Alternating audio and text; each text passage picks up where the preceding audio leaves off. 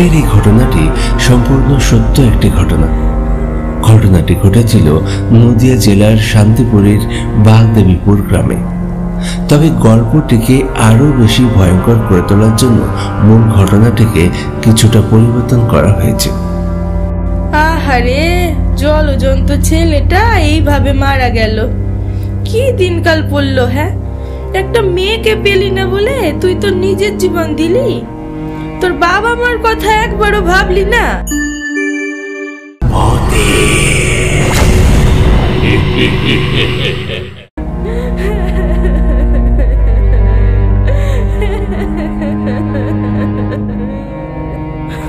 বাগদেবীপুর গ্রামে হঠাৎ একটা ছেলের মৃত্যু হয়। শুনেছি ছেলেটা একটা মেয়েকে ভালোবাসত। মেয়েটাও ছেলেটার সাথে কথাবার্তা বলতো, ঘোরাঘুরিও করত। তবে মেয়েটা যখন অন্য কোনো ছেলের সাথে হঠাৎ বিয়ে করে নেয়, তখন ছেলেটা নিজেকে সামলাতে পারেনি, দুঃখে নিজের জীবন ত্যাগ করে।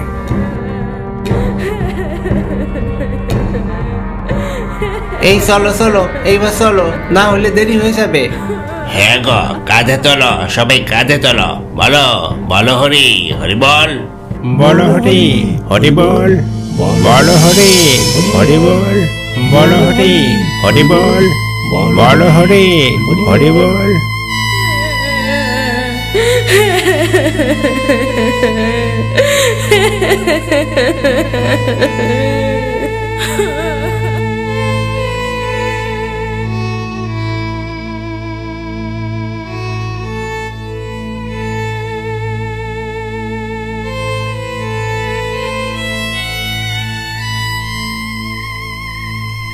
ছেলেটার একটা প্রিয় বন্ধু ছিল, সমরেশ, যে ওর সাথেই কলেজে পড়তো, সবসময় একসাথেই থাকতো। বন্ধুর মৃত্যুতে সমরেশ একেবারে চুপচাপ হয়ে গেছিল। শ্মশানে ছেলেটাকে চিতায় সাজিয়ে দেবার পর সমরেশের মধ্যে একটা পরিবর্তন লক্ষ্য করা যায়। সবাই যখন চিতা দাহ করতে ব্যস্ত, তখন সে দূরে অন্ধকারের মধ্যে যে চুপচাপ দাঁড়িয়ে আছে।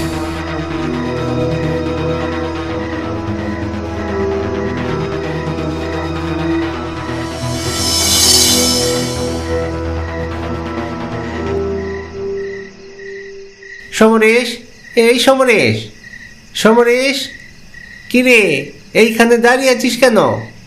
চল বাড়ি চল, দাহ তো হয়ে গেছে।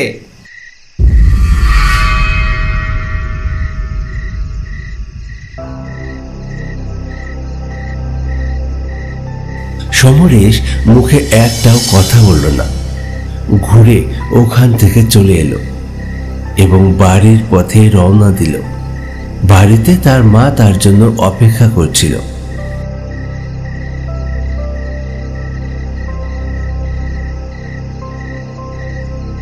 সমরেশ এলি? আয় বাবা আয়, স্নানটা সেরে নে দেখি। আমি দরজার সামনে নিম পাতা আর লোহা রেখেছি। স্নানটা সেরে নিম পাতাটা কামড় দিবি, লোহাটাকে ধরবি আর আগুন জ্বালিয়ে হাত পা ছেঁকে নিবি। আমি তোর খাবার গরম করছি।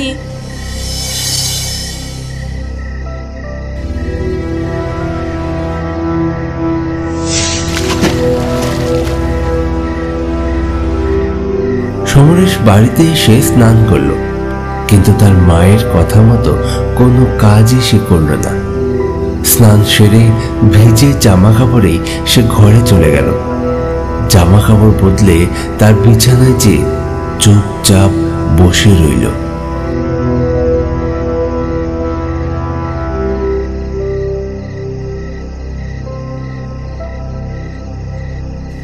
সমরেশ, সমরেশ, আয় বাবা, খাবার গরম হয়ে গেছে, খাবার খেয়ে যা।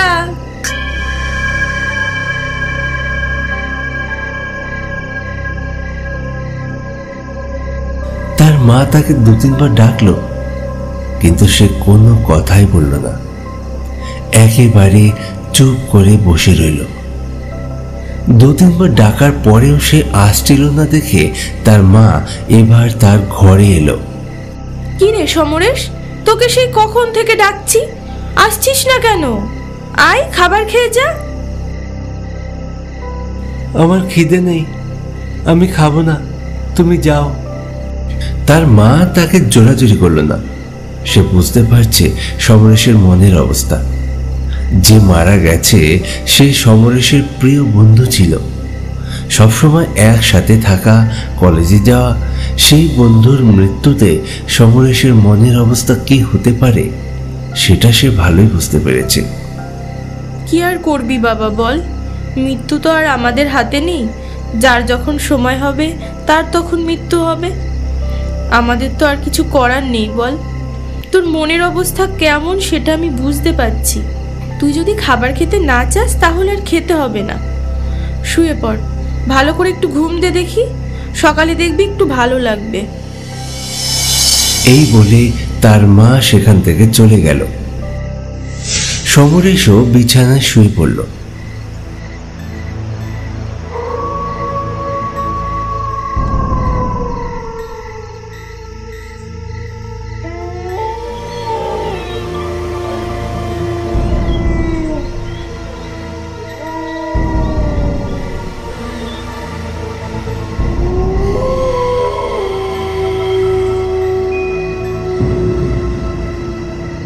রাত যখন 1টা কি 1:30 হবে, সমরেশ তখন ঘর থেকে বেরিয়ে যাচ্ছে।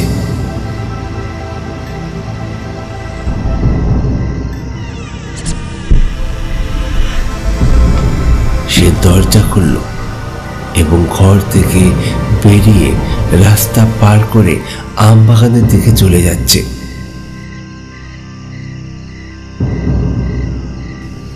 তাদের বাড়ির সামনে রয়েছে বিশাল বড় আমবাগান। সেই আমবাগানের বেশ অনেকটা ভিতরে গিয়ে চুপ করে দাঁড়িয়ে রইল।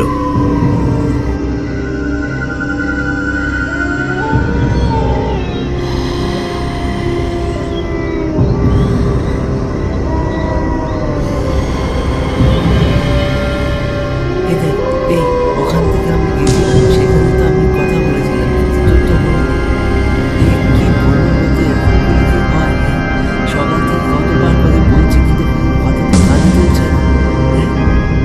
সমরেশ কার সাথে যেন কথা বলতে শুরু করলো, কিন্তু তার আশেপাশে কেউ নেই। তাহলে সমরেশ কার সাথে কথা বলছে? সমরেশ, সমরেশ! বেশ অনেকক্ষণ সময় হয়ে গেছে সমরেশ ঘর থেকে বাইরে বেরিয়েছে। সমরেশ যখন ঘর থেকে বেরিয়েছিল, পাশের ঘর থেকে তার মা দরজা খোলার শব্দ পেয়েছিল। সে তখন কিছু বলেনি, কারণ সে ভেবেছিল সমরেশ হয়তো বাথরুম করার জন্য বাইরে বেরিয়েছে। কিন্তু অনেক সময় পার হয়ে যাবার পরেও যখন সমরেশ ঘরে ফেরেনি, তখন সমরেশের মা বাবা বাইরে বেরিয়ে গেছে তাকে খোঁজার জন্য। সমরেশ, এই সমরেশ, কোথায় গেলি তুই? সমরেশ, এই সমরেশ!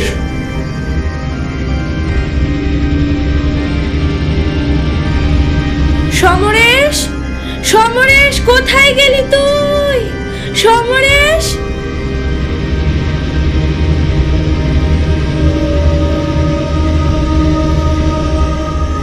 তারা অনেকক্ষণ ধরে সমরেশকে খোঁজাখুঁজি করছে এবং চিৎকার করে ডাকাডাকি করছে। কিছুক্ষণ পর দেখা যায় আমবাগানের ভিতর থেকে সমরেশ বাইরে বেরিয়ে আসে। তার মা বাবা তো তাকে দেখে চমকে গেছে। এত রাতে এই অন্ধকারের ভিতর সমরেশ আমবাগানে কেন গিয়েছিল? কি রে সমরেশ, আমবাগানের ভিতর গেছিলি কেন? সমরেশ মুখে কোনো সাড়া দিল না। হাঁটতে হাঁটতে সোজা ঘরের ভিতর চলে গেল। এই ব্যাপারটা নিয়ে তার মা বাবা চিন্তিত হয়ে পড়ল। সমরেশ আগে কখনোই রাত্রিবেলা আলো ছাড়া আমবাগানের ভিতর যেত না। রাত হলেই সেখানে শিয়ালের উপদ্রব হয়, তার সাথে সাথে সাপ বা পোকামাকড়ের ভয়। কিন্তু আজকে সে হঠাৎ করে মাঝ রাতে আমবাগানের ভিতর কেন গেল? তাও আবার অনেকটা সময় সে ভিতরে ছিল।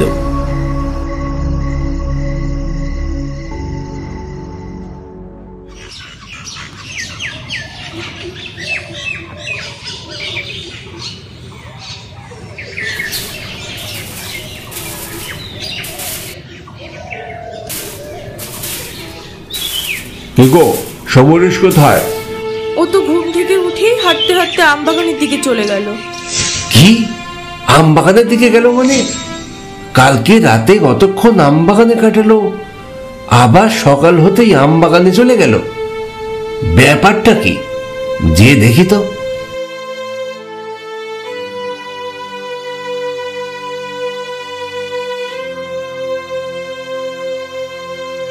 সমরেশ, এই সমরেশ, বাগানের ভিতর কি করছিস তুই? কিছুদিন পর না তোর পরীক্ষা, পড়াশোনায় মন দে। বাগানের ভিতর এসেছিস কেন? আমি বুঝতে পারছি তোর মনের অবস্থা, কিন্তু পড়াশোনাটাও তো করতে হবে বল বাবা। যে যাবার সে তো চলেই গেছে, তুই তো পড়াশোনাটাকে মন দিয়ে কর।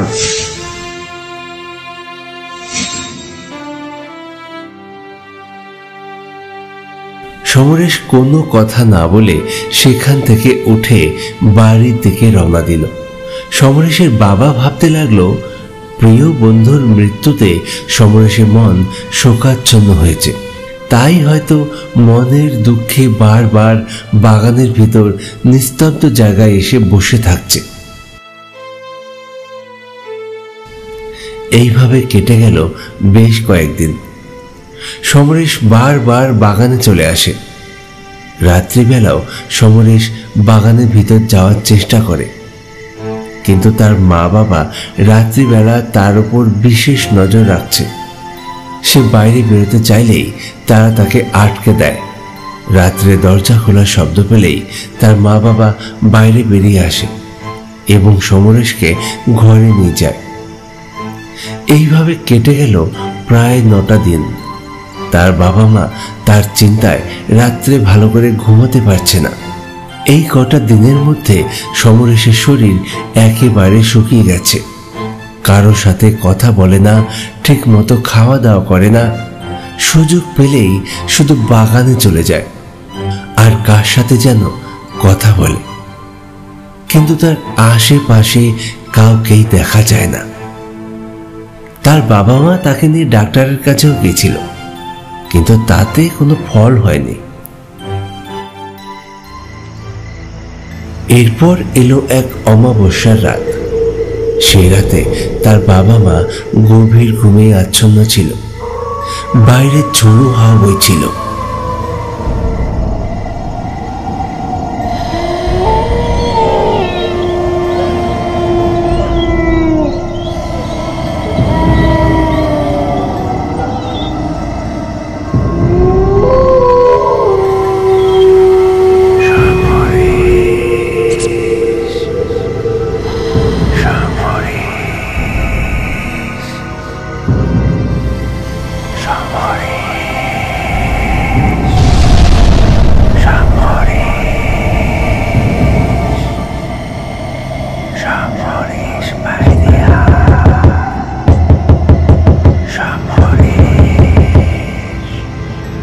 কেউ একজন ঘরের দরজা ধাক্কাচ্ছিল।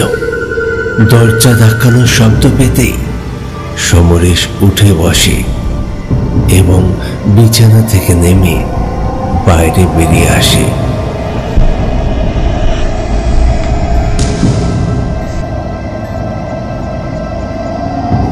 দরজা খুলে সে সোজা বাগানের দিকে হাঁটতে শুরু করে দেয়।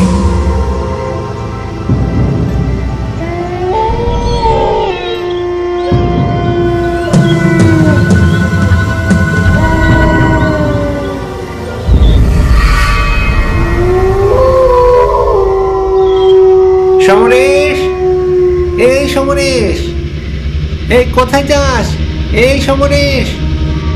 সেই সময় তাদের গ্রামের একজন লোক সাইকেল চালিয়ে বাড়ি ফিরছিল। সে দেখতে পায় সমরেশ বাগানের ভিতর হেঁটে যাচ্ছে। এটা দেখে তার মনে একটু চিন্তা হয়। সে সঙ্গে সঙ্গে তার বাবা মাকে খবর দেয়। তার বাবা মা এই লোকটিকে কয়েকদিন ধরে ঘটতে থাকা সমস্ত ঘটনায় বলতে থাকে। কি করব দাদা, আর পারছি না আমরা। প্রতিদিন রাত নেই দিন নেই শুধু বাগানে যাই, খাওয়া নেই ঘুম নেই, বসে বসে কি যে ভাবে আর শুধু বিড়বিড় করে। আমরা তো ডাক্তারও দেখালাম, কিন্তু কোনো কাজই হলো না। দেখছেন তো শরীরটা কেমন শুকিয়ে গেছে। আরে যেই দিন মরাপুরেতে গেছিলাম আমরা, সেই দিন তো আমি দেখলাম ও অন্ধকারের মধ্যে চুপ করে দাঁড়িয়ে আছে। আমি ডাকলাম, ওর সাথে কথাও বললাম, কিন্তু ও তো আমার কোনো সাড়াই দিল না, চুপচাপ বাড়ির দিকে রওনা দিল। আমার মনে হয় কি, ও যখন শ্মশানে গেছিল তখন ওর মধ্যে মনে হয় কোনো খারাপ হাওয়া লেগেছে। ওরে একজন ভালো তান্ত্রিকের কাছে নিয়ে যেতে হবে। চলেন চলেন, ওরে আগে বাগান থেকে নিয়ে আসি, চলেন।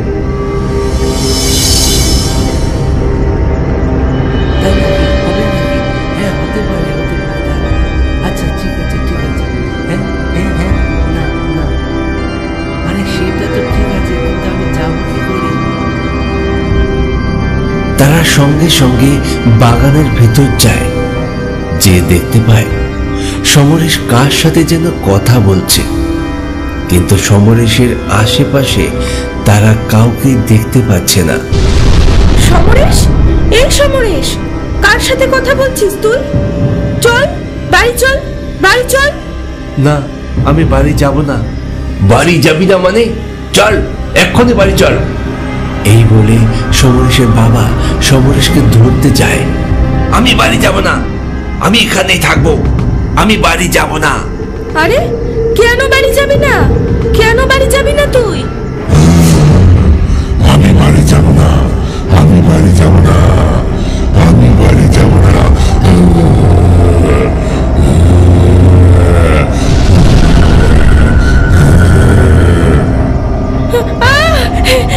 এ কি হয়েছে? এ কি হয়েছে সমরেশের?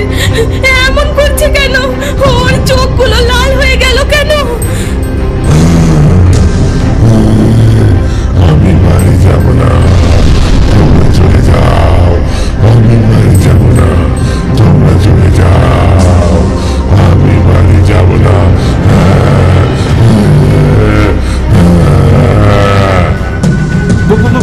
ভূতে ধরেছে গো, ভূতে ধরেছে, এই ভূতে ধরেছে রে সমরেশের, ভূতে ধরেছে। ওরে বাবা রে, ভূতে ধরেছে। আমি আর কখনো বাড়ি ফিরবো না, আর বাড়ি ফিরবো না, আর কখনো বাড়ি ফিরবো না। আমি এখানেই থাকবো, তোমরা চলে যাও।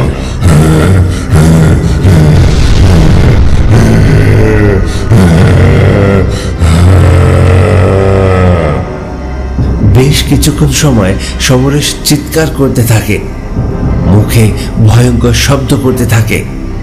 তার মা বাবা পর্যন্ত ভয়ে তার কাছে যেতে পারেনি। আমি বাড়ি ফিরবো না, আমি বাড়ি ফিরবো না।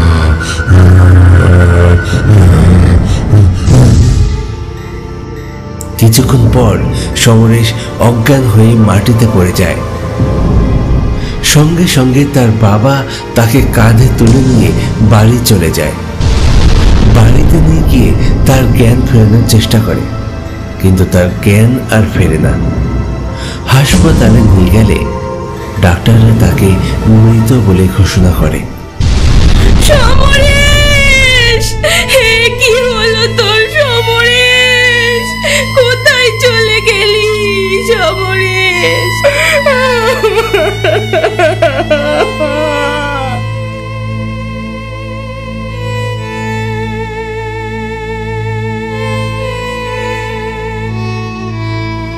সমরেশের মৃত্যুতে তার বাবা মা ভীষণভাবে শোকাচ্ছন্ন।